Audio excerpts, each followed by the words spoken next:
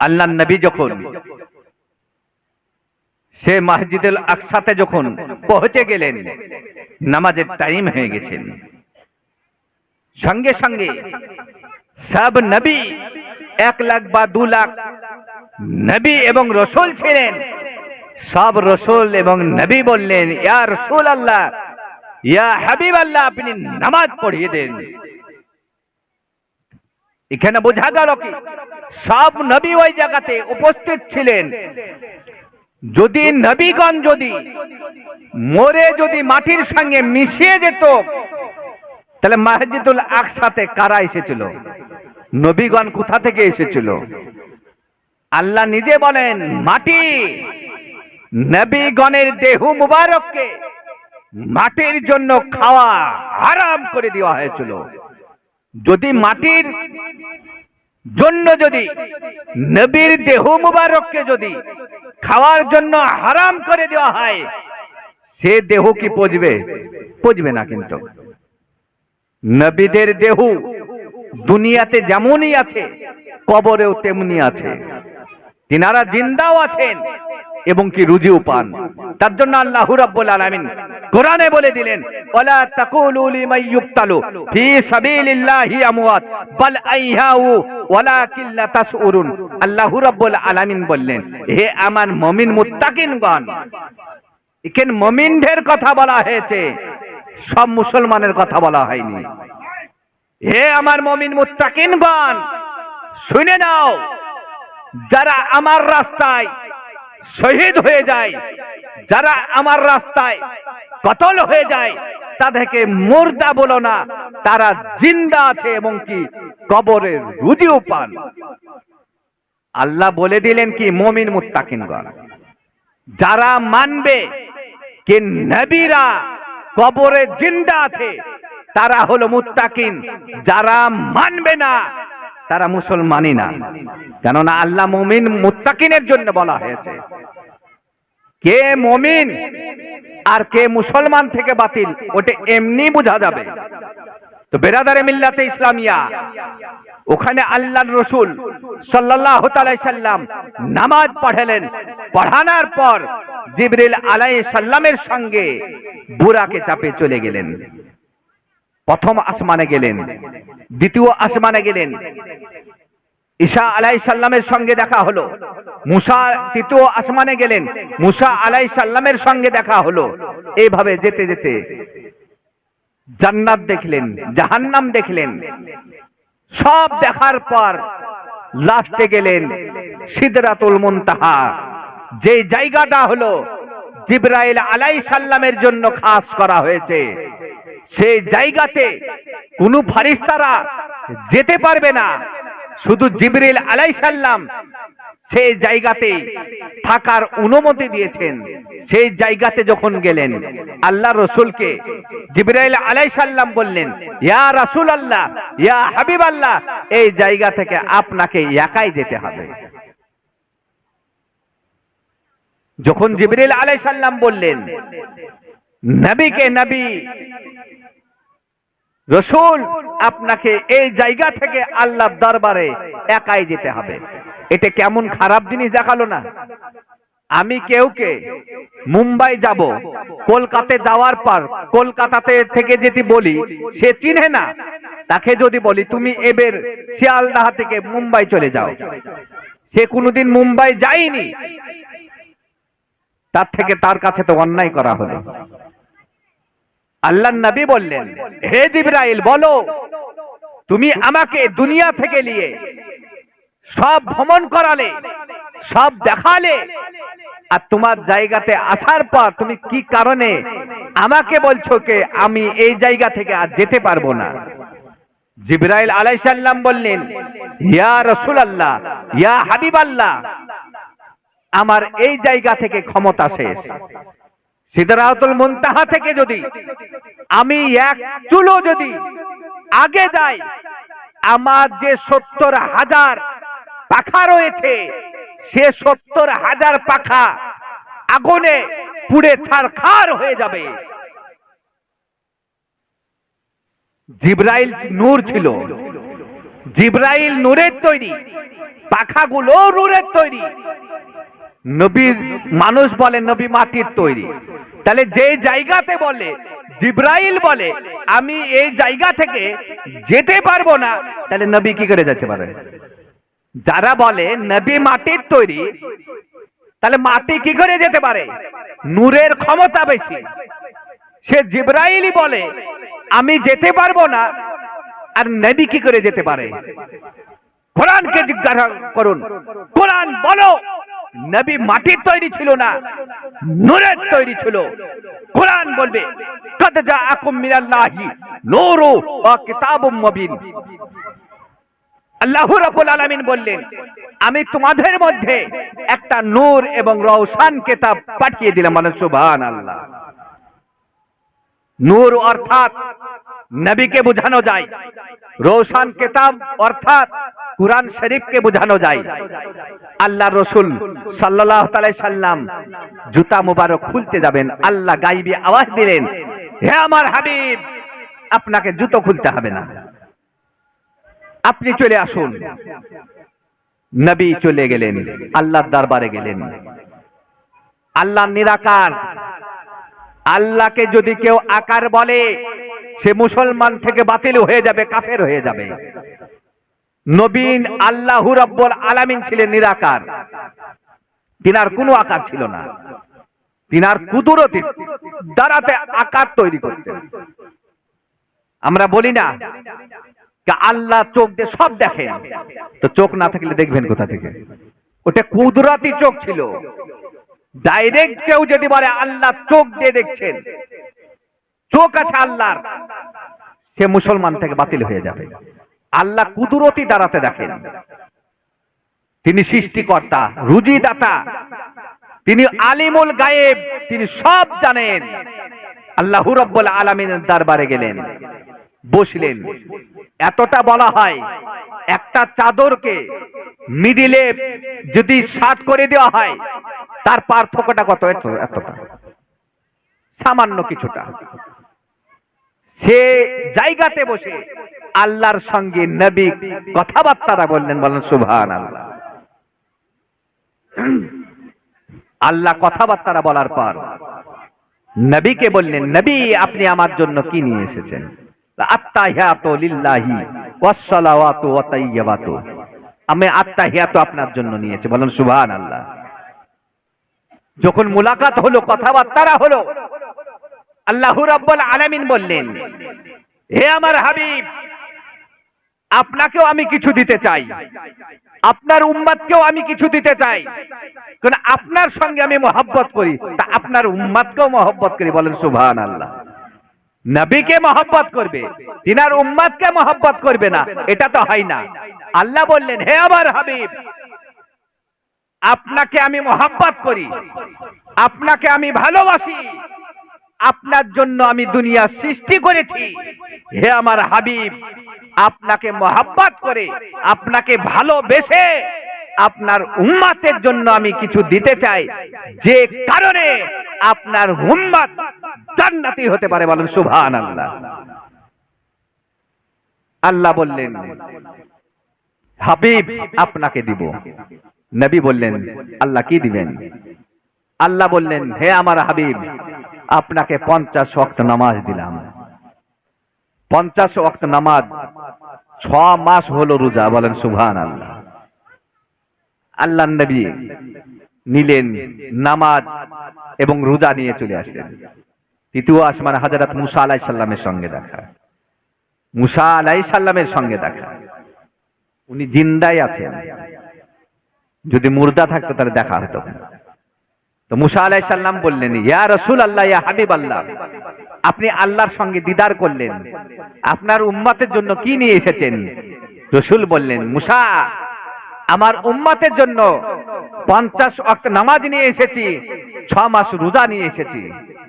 মুসা আলাইহিস সালাম বললেন ইয়া রাসূলুল্লাহ ইয়া হাবিবাল্লাহ আপনার উম্মতগণ পড়তে পারবে না, আপনি আল্লাহর দরবারে আবার যান, কিছু কমিয়ে নিয়ে আসুন, রোজাও কমান নামাজও কমান। নবী গেলেন 5 ওয়াক্ত নামাজ কমালেন, 45 ওয়াক্ত হলো। কিছুটা রোজা কমালেন, এইভাবে 9 বার যাওয়া আসা করলেন, শেষে দাঁড়িয়ে গেল 5 ওয়াক্ত। মুসা আলাইহিস সালাম বললেন, হুজুর আপনি আবার যান। নবী বললেন, মুসা আল্লাহর দরবারে আর আমি যাব না, আমাকে লজ্জা লাগছে। কি কারণে? কি একই জিনিস 1000 বার করে কমানো খারাপ লাগছে, আমাকে আর যাব না। যখন আল্লাহ রাব্বুল আলামিন নবীকে বললেন, নবী শেষ, তোমাকে আমি আপনাকে 5 ওয়াক্ত নামাজ দিলাম, 1 মাস রোজা দিলাম। নবী বললেন, আল্লাহ এই 5 ওয়াক্ত নামাজ পড়ে কি আমার উম্মত জান্নাতি হতে পারে? যদি ঈমানদার হয়। আর যদি ঈমানদার না হয় তাহলে তো নামাজই কাজে লাগবে না। আল্লাহ বললেন, হ্যাঁ সে জান্নাতি হবে। কিভাবে? আল্লাহ রসুল বললেন, আল্লাহ আপনি যে 5 ওয়াক্ত নামাজ দিলেন, নামাজের ফজিলতটা কি? আমার উম্মত যে পড়বে, নামাজের ফজিলত ছাড়া তো পড়বে না। নামাজের ভিতরে যদি নেকি না থাকে তা নামাজ তো পড়বে না। আল্লাহ বললেন, নবী যান, আপনাকে ফজরের 2 রাকাত নামাজ দিলাম। যে 2 রাকাত নামাজ সর্বপ্রথমে হযরত আদম আলাইহিস সালাম পড়েছিলেন। কি কারণে পড়েছিলেন? যখন আল্লাহ রাব্বুল আলামিন আদম আলাইহিস সালামকে যখন জান্নাত থেকে দুনিয়ার বুকে পাঠিয়েছিলেন এবং মা হাওয়া রাদিয়াল্লাহু তাআলা আনহাকে অন্য জায়গায় পাঠিয়েছিলেন, তা হযরত আদম আলাইহিস সালাম 350 বছর কান্না করেছিলেন। 350 বছর কান্না করার পর আদম আলাইহিস সালামের ব্রেনটে চিন্তা আসলো যে আমাকে যখন আল্লাহ তৈরি করেছিলেন সে টাইমে তো আল্লাহর নামের সঙ্গে একটা নাম যোগ ছিল। কি নাম? মুহাম্মদুর রাসূলুল্লাহ। বলো সুবহানাল্লাহ। আদম আলাইহিস সালাম বলেন যে আমাকে যখন আল্লাহ তৈরি করছিলেন সে টাইমে আমি জান্নাতে দেখেছিলাম যে আল্লাহর নামের সঙ্গে আর একটা নাম যোগ ছিল। আমি আল্লাহকে জিজ্ঞাসা করেছিলাম, রব্বুল আলামিন বলুন এই নামটাকে। আমি তো প্রথম মানব, আমাকে তো প্রথম মানব তৈরি করলেন, তো এই নামটাকে আল্লাহ বলেছিলেন, হে আদম শুনে নাও, শুনে নাও, আমি যদি এই মুহাম্মদকে যদি তৈরি না করতাম, আদম তোমাকেও তৈরি করতাম না। আমার হাবিবের নূরকে আমি সর্বপ্রথমে আমি নিজের নূর দিয়ে আমি তৈরি করে রেখেছি। বলেন সুবহানাল্লাহ। তো আদম আলাইহিস সালাম যখন মনে পড়লো যে আমি জান্নাতে আল্লাহর নামের সঙ্গে আমি নবীর নাম যোগ দেখেছিলাম, সঙ্গে সঙ্গে সে আদম আলাইহিস সালাম নিজের বুড়ো আঙ্গুল দুটোকে দেখছেন রাসূলুল্লাহর চেহারা মুবারক। বলেন সুবহানাল্লাহ। সঙ্গে সঙ্গে তিনি চুম্বন দিলেন, চোখে দিলেন। মানুষ বলে না চুম্বন দেওয়া খারাপ। আরে চুম্বন দেওয়া হলো আদম আলাইহিস সালামের সুন্নাত। সর্বপ্রথমে নবীর নাম শুনে আদম আলাইহিস সালাম উঙ্গলিকে চুম্বন দিয়েছিলেন। তাহলে কার সুন্নাত হলো? আদম আলাইহিস সালামের সুন্নাত হলো। তাই আল্লাহ বললেন, হে আমার হাবিব, আপনার উম্মতকে আমি ফজরের 2 রাকাত নামাজ দিলাম। যে 2 রাকাত নামাজ যদি আদায় করে নাই, আমি 350 বছরের নেকি দান করব। বলো সুবহানাল্লাহ। 350 বছরের নেকি। 1 ওয়াক্ত ফজরের 2 রাকাত ফরজ নামাজ যদি আদায় করে নাই, তা আল্লাহ বলেন আদম আলাইহিস সালাম 350 বছর কান্না করার পর আমি মাফ করে দিয়েছিলাম। তা আপনার উম্মত যদি 2 মিনিট ফজরের 2 রাকাত ফরজ নামাজ যদি আদায় করে নাই, আমি 350 বছরের নেকি দান করে দেব। আল্লাহ রাসূল বললেন, আল্লাহ আর বলে আপনাকে জোহরের 4 রাকাত নামাজ দিলাম। বলে এটার ফজিলত। তিনি কত চিন্তা করতেন উম্মতের জন্য। নবী কার জন্য চিন্তা করতেন? নিজের জন্য না, উম্মতের জন্য। যে আমার গুনাহগার উম্মতরা কিভাবে জান্নাতি হবে, আমার গুনাহগার উম্মতরা কিভাবে গুনাহ থেকে বাঁচবে, কিভাবে আল্লাহর কাছে প্রিয় হবে, কিভাবে আল্লাহ আমার গুনাহগার উম্মতকে মাফ করবে, সেই চিন্তাই করতেন। নবী বললেন, আল্লাহ এই জোহরের নামাজের ফজিলত বলুন। আল্লাহ বললেন, হাবিব এই জোহরের নামাজ সর্বপ্রথমে পড়েছিলেন হযরত ইব্রাহিম আলাইহিস সালাম। কখন পড়েছিলেন? আল্লাহ যখন হযরত ইব্রাহিম আলাইহিস সালামকে বলেছিলেন স্বপ্নের মাধ্যমে, ইব্রাহিম তোমার নিজের জিনিসকে কুরবানি করো, যে জিনিসকে তুমি সবথেকে বেশি ভালোবাসো। একদিন দুদিন কুরবানি করলেন, 100-200 করে উট কুরবানি করতেন। তিনি ছাগল, গরু, ভেড়া, উট খুব পছন্দ করতেন, দুম্বা। তো 100টা প্রথমে উট কুরবানি করলেন। দ্বিতীয় দিনে কবুল হলো না। তৃতীয় দিনে আল্লাহ রাব্বুল আলামিন স্বপ্নের মাধ্যমে বললেন, ইব্রাহিম তোমার সন্তানকে কুরবানি করো, যে ইসমাইল আলাইহিস সালামকে। ইব্রাহিম আলাইহিস সালাম সকালে উঠলেন, ঘুম ভেঙে গেলেন, 2 রাকাত নামাজ, নফল নামাজ আদায় করলেন। আদায় করার আবার শুনলেন তো দেখছেন একই স্বপ্ন। আল্লাহ বলছেন, ইব্রাহিম তোমার সন্তানকে কুরবানি করো। ইব্রাহিম আলাইহিস সালাম হযরত হাজারা রাদিয়াল্লাহু তাআলা আনহার দরবারে গেলেন। যাওয়ার পর বললেন, হাজারা আমার ইসমাইল কে সাজিয়ে দাও, আমি বিয়ে খেতে যাব, আমি জিয়াফত খেতে যাব, দাওয়াত খেতে যাব। হাজারা রাদিয়াল্লাহু তাআলা আনহাকে বনবাস দিয়েছিলেন ইব্রাহিম আলাইহিস সালাম। তো ওনাকে বের করে দিলেন, ইসমাইল আলাইহিস সালামকে নিয়ে যাচ্ছেন। ইবলিস শয়তান হাজেরাকে বললেন, হাজেরা তুমি জানো তোমার স্বামী তোমার সন্তানকে কোথায় নিয়ে যাচ্ছে? বুঝে জিয়াফত খেতে। বলে তুমি জানো না, কুরবানি করতে নিয়ে যাচ্ছে। বলে এটা হতেই পারে না, নিজের বাপ নিজের সন্তানকে কোনদিনই কুরবানি করতে পারে না। ইবলিস শয়তান বলল, হাজেরা এটা আল্লাহর হুকুম, আল্লাহর হুকুমে ইব্রাহিম নিজের সন্তানকে কুরবানি করতে নিয়ে যাচ্ছে। তিনি হাজেরা ছিলেন, নবীর স্ত্রী ছিলেন, নবীর মাও ছিলেন। হাজেরা বললেন, শয়তান শুনে নে, যদি একটা ইসমাইল কেন, আল্লাহ যদি আমাকে 1000 ইসমাইলও দিত, তো আল্লাহর যদি হুকুম হতো আমি সবকে একটা একটা করে কুরবানি করে দিতে। বলেন সুবহানাল্লাহ। ইবলিস শয়তান হটে গেল, বলে এইখানে তো পারা গেল না, আমার এখানে ডাল গড়লো না, ইসমাইলের কাছে যাই, বাচ্চা ছেলে, একে হয়তো আমি ভুগিয়ে নেব। ইসমাইলের দরবারে গেল। বলে ইসমাইল তুমি জানো তোমার আব্বা কোথায় নিয়ে যাচ্ছে? বলে জিয়াফত খেতে। বলে তুমি জানো না, তোমাকে কুরবানি করতে নিয়ে যাচ্ছে। ইসমাইল বলল, এটা হতেই পারে না, আব্বা আমাকে খুব ভালোবাসে, খুব মহব্বত করে, আমাকে কুরবানি করতে পারবে না। বলে এটা আল্লাহর হুকুম। যখনই বলেছেন আল্লাহর হুকুম, ইসমাইল আলাইহিস সালাম তিনিও নবী ছিলেন। ইসমাইল আলাইহিস সালাম বললেন, শয়তান শুনে নেয়, আমি এক ইসমাইল কেন, আমাকে যদি আল্লাহ রাব্বুল আলামিন যদি 1000 বার জন্মগ্রহণ করার ক্ষমতা দেয়, তা আমি 1000 বার আল্লাহর দরবারে আল্লাহর রাস্তায় আমি কুরবানি হতে রাজি আছি। বলেন সুবহানাল্লাহ। তো ইসমাইল আলাইহিস সালাম গেলেন, ময়দানে গেলেন। ইব্রাহিম আলাইহিস সালাম ইসমাইলকে বললেন, ইসমাইল শুনে নাও, আমি তোমাকে কুরবানি করতে নিয়ে এসেছি। তিনি কেমন সন্তান ছিলেন, কেমন বাপ ছিলেন বলে দিলেন। ইসমাইল আলাইহিস সালাম বললেন, আব্বাজান আমার চোখে পট্টি বেঁধে দেন, এবং কি আপনার চোখে পট্টি বেঁধেলেন, এই কারণে আপনি যদি আমার চেহারা দেখেন তো ময়াতে আমাকে কুরবানি করতে পারবেন না, আল্লাহর কথার খেলাফ হবে, এটা আমি চাই না। তো অনেক বড় ঘটনা, আমি অত দূর যাচ্ছি না।